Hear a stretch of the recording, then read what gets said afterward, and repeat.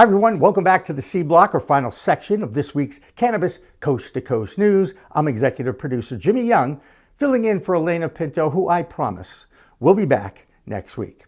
First up, it's Tina Tasaka with the Nevada report and the latest on the tribal business of cannabis around this country. Here's Tina. I'm Tina Tasaka with 420 Technologies, and this is the Nevada and Tribal Nations Report for Cannabis Coast to Coast News. It's been almost 10 years since Nevada legalized recreational marijuana use, sparking a booming new industry. UNLV's Cannabis Policy Institute explored how the cannabis and hemp industry has evolved. A new report just surfaced with these findings August 21st. Nevada's cannabis economy remains one of the strongest in the nation. In 2024, the state generated $829 million in cannabis sales and $120 million in taxes, keeping it in the top 5 U.S. markets behind Oklahoma, Oregon, Michigan, and California. Despite this strength, Planet 13, the world's largest dispensary in Las Vegas, has seen demand cool. According to VP Chris Wren, revenues fell from about $70 million per month 2.5 years ago to around $50 million now, largely due to tourism slowdowns and tighter consumer spending. Still, experts at UNLV's Cannabis Policy Institute emphasize Nevada's unique upside: low production costs, available land, and unmatched tourism potential. If cannabis can be better integrated with hospitality and gaming, Nevada could unlock even greater long-term growth. Wisconsin still lacks a comprehensive medical cannabis program, but tribal sovereignty has enabled indigenous nations like the La Court O'Reilly Band of Lake Superior, Ojibwe, to move forward independently. Their university's farm, LCO Ojibwe University, has been cultivating hemp for years and will debut a natural science, cannabis science course this fall, exploring its medicinal uses, therapeutic research, history, and legal implications. Under a USDA-approved hemp model, the farm focuses on research, including partnerships with University of Wisconsin-Madison researchers to extract THC-free CBD oil for medical purposes. Meanwhile, the tribe navigates state and federal complexities. In the spirit of Wisconsin tribes, in March of 2025, I reported on the state of the tribe's address in Wisconsin that was delivered on March 18th. One of my favorite reports was the very eloquent speech made by Chairman Thomas Fowler to lawmakers about the dire need for Wisconsin to approve medical marijuana. Naya's story isn't unique. Overdoses have nearly wiped out a generation of our tribal nation's mothers and fathers. Through the regulation of medical marijuana in the state of Wisconsin, we can work towards moving people off highly addictive drugs which are killing our people. Recent data indicates that in this state of Wisconsin, where cannabis is not legal, there is a 25% reduction in opioid use and overdoses. That's it for the Nevada highlights and tribal nations. I'm Tina Tasaka with 420 Technologies and Cannabis Coast to Coast News. You can file this news item under WTF. The DEA has been using delaying tactics for over a year on the rescheduling of cannabis. But this week they petitioned the HHS to reschedule psilocybin, aka mushrooms. Now, I get that shrooms have this tremendous potential for those who suffer from a variety of mental health issues, but it's a psychedelic and a hallucinogen. It is also on Schedule 1 of the Controlled Substances Act. It's a harder drug than cannabis, yet there's more research and more capital being invested in this substance. The DEA is asking the HHS to move this plant-based medicine to Schedule 3. And when I talked to Paul Armentano last week about rescheduling cannabis, I asked him if it was time to rewrite the entire Controlled Substances Act. But shouldn't that be rewritten at this point since we know so much more about all of these drugs that are out there? So the Controlled Substances Act, there's a lot of, I would dare say, confusion about it. You're correct. This was a law passed by Congress in 1970. So at that time, Congress believed in this idea of setting up 5 distinct schedules or classifications for controlled substances. Not for all controlled substances, mind you, but for certain controlled substances. And at the time of the passage of the act, some people don't know this, but cannabis was only meant to be in Schedule 1 as sort of a placeholder. This was sort of a temporary categorization because along with the passage of the CSA by Nixon, language in that same law also established the first and only blue ribbon presidential commission to study cannabis.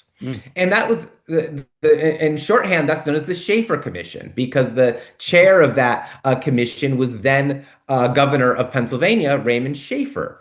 And in 1972, the Schaefer Commission came out with its findings, its presidential Blue Ribbon Commission findings on cannabis that said, this shouldn't even be the possession of cannabis, the gifting of cannabis. These are issues that these are activities that shouldn't even be criminalized.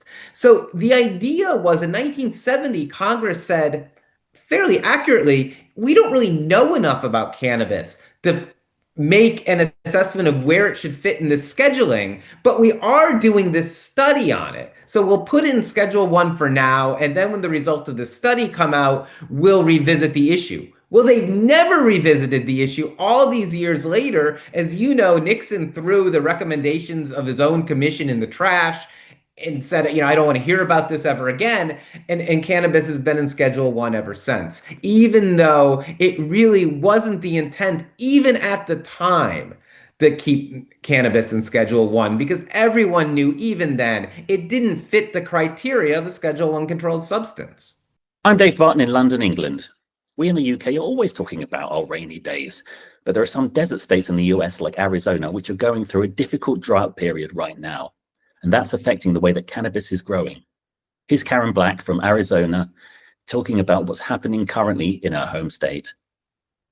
I'm Karen Black from Greenfinger Consulting with the Arizona Cannabis Report for Cannabis Coast to Coast News.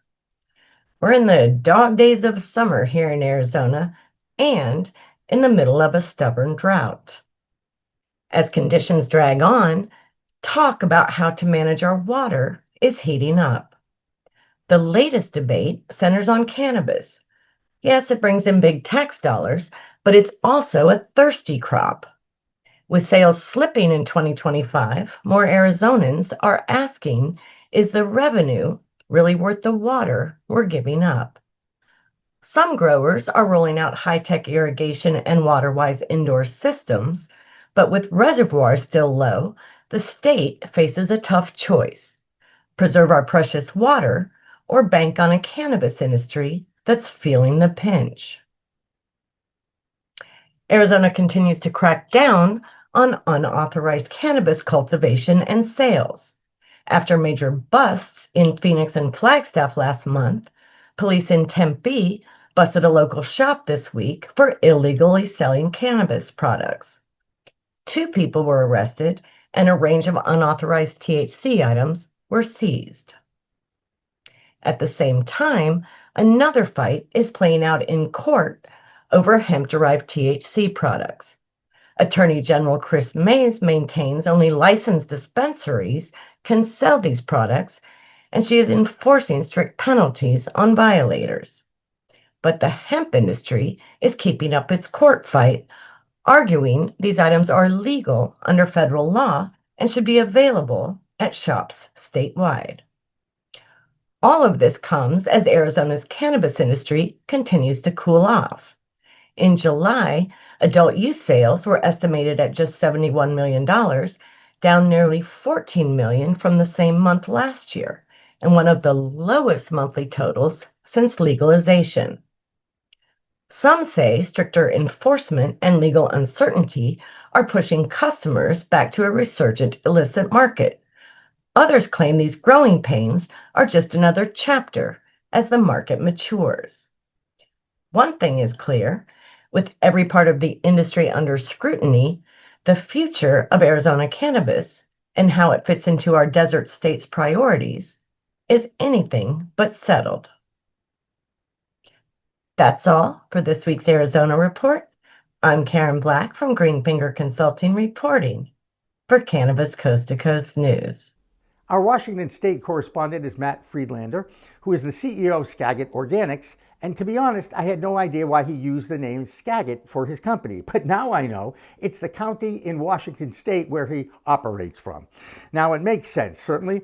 This week, there's a story in that area about a so-called cannabis house up for auction. It seems the back history of this house was it's 4 bedrooms, but it was seized by the sheriff's department after the residents there were busted for illegal grows. Despite its status as a licensed legal market, Washington State, they still don't allow growing at home. No home grow? The cannabis house will be up for auction as soon as it can be fixed up a bit. No word on whether Matt is putting in a bid, but he did file his report this week. I'm Matthew Friedlander with Skagit Organics, coming to you from my hemp garden with the Washington State Cannabis Report for Cannabis Coast to Coast News. So we are deep into summer, and that means all the cannabis and hemp plants around the country, especially here in Washington, are starting to flower. You might be able to see behind me that they have definitely grown since earlier this year, and they are starting to produce some buds. So we are excited for the CBD material that we're going to be getting from this in the coming months. On the legislative and regulatory front, the Washington State Liquor and Cannabis Board convened their Washington Cannabis Council for the first time in 5 years. This is supposed to be a place for the LCB to sit and listen to industry leaders and stakeholders and cannabis businesses here in the state. Unfortunately, under new leadership, they continue to close down the ability for people to provide input. There were 70-some people online watching this meeting take place, and they did not allow any online comments. It's part of a pattern we've seen where they have really closed down even verbal public comments at the in-person board meetings of the LCB. So we're going to keep working on that. There's going to be legislation again put forth this coming session to restructure or completely dismantle the LCB. In other news, something interesting happened here in Skagit County. The Skagit County Sheriff's Department is putting up for auction the infamous Mount Vernon Cannabis House. So you can look back through the news and find out the history of this house. But if you've ever wanted to live in an old grow house, the auction's coming up. Now would be your chance to get in on the ground floor, so to speak. So that's what I've got for you this week. Out of Washington State, my name is Matthew, reporting for Cannabis Coast to Coast News. Don't forget to like, share, and subscribe. A significant legal decision this week is making waves for medical cannabis patients, and the powerful gun lobby is paying close attention. The Fifth Circuit Court of Appeals, which covers Mississippi, Louisiana, and Texas, ruled that people can't be denied their Second Amendment right to own firearms just because they use medical cannabis. This decision, driven by extensive advocacy from NORML, finds that taking away gun rights solely for medical cannabis use runs counter to the nation's history and tradition of firearm regulation. In a region where support for gun rights is especially strong, this ruling could have far-reaching effects as both cannabis laws and gun policy continue to evolve. Colorado is one of the most mature cannabis markets in the United States. Since legalization of adult use in 2014, that state has collected over $3 billion in tax revenue. This milestone was passed even though there's been a downturn in sales since the market peaked 4 years ago in Colorado. Those tax revenues are supposed to be directed to school construction, state programs, behavioral health services, and industry regulations. Our regular Colorado correspondent, Xavier Jallet, is taking some well-deserved time off, but before he left, he introduced me to Jenny Germano of ICS Consulting, a role she has been in for 15 years in Colorado. Needless to say, she knows what's going on. Here's her first report, and it's an update on legislative moves in that state. Jenny? I am Jenny Germano with ICS Consulting. This is the Colorado Report for Cannabis Coast to Coast News. On August 5th, Colorado's regulators, the Marijuana Enforcement Division, held their first 2025 rulemaking meeting with stakeholders on legislation implementation of House Bill 1209. During the meeting, the MED reviewed the red line draft rules and took public comments from stakeholders regarding the new changes. A few important changes to note in the streamlining bill is employee license badges will only be required for those who handle regulated marijuana, transport, or enters regulated marijuana data into the inventory tracking system on behalf of a regulated business. The House bill also repeals the word physical for the definition of employee badges, which now opens the door for having access to a digital badge, and the Colorado residency requirements for employees have been completely removed.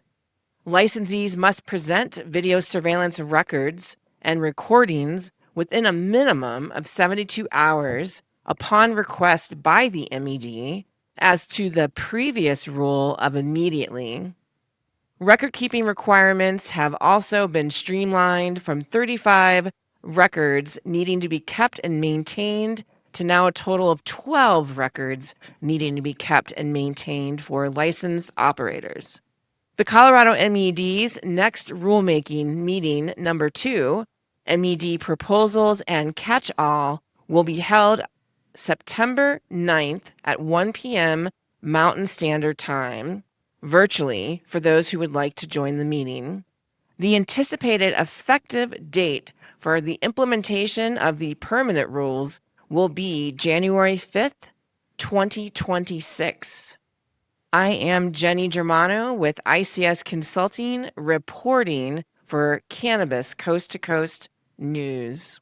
And finally this week, what about the kids? That's one of the first things prohibitionists like to ask when the question of cannabis reform comes up. A recent study out of New York concludes that cannabis use by under 20-year-olds does not increase in adult use legal states. The research was conducted by Columbia University's Mailman School of Public Health. Perhaps the most interesting conclusion of that study was that the researchers found no increase in overuse or cannabis use disorder amongst adults in those legal states. This is consistent with most studies and research over the past decade, proving that somehow education about the plant is reaching the kids, who will always know more about their substance than the adults. I've worked with young people most of my life, and if given the knowledge and the opportunity, young people will always blow you away with their performance and ability. That will do it for this week's Cannabis Coast to Coast News. I'm executive producer Jimmy Young, filling in for Elena Pinto, who will be back next week. Remember, it's a whole new world of weed out there. Consume it responsibly.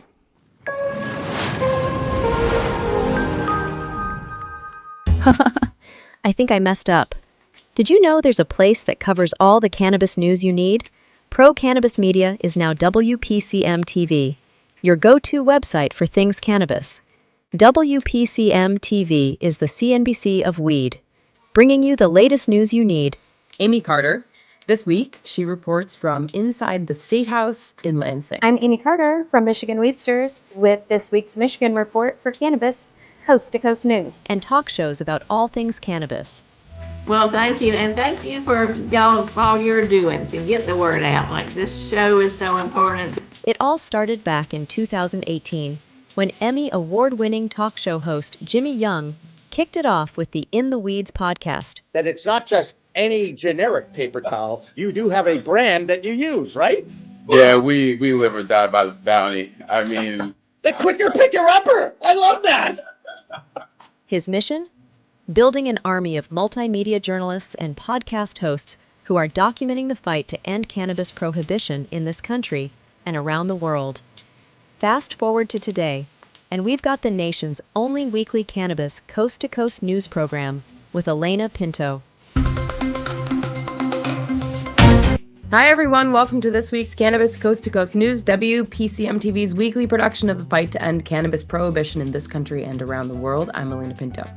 Delivering the nation's only TV news-style program. Since June 2021, WPCM TV has racked up over 1.3 million views, with 17 million impressions, and picked up over 16,000 subscribers on YouTube alone. Now we even have our own app. For more information, contact the team at WPCMTV.com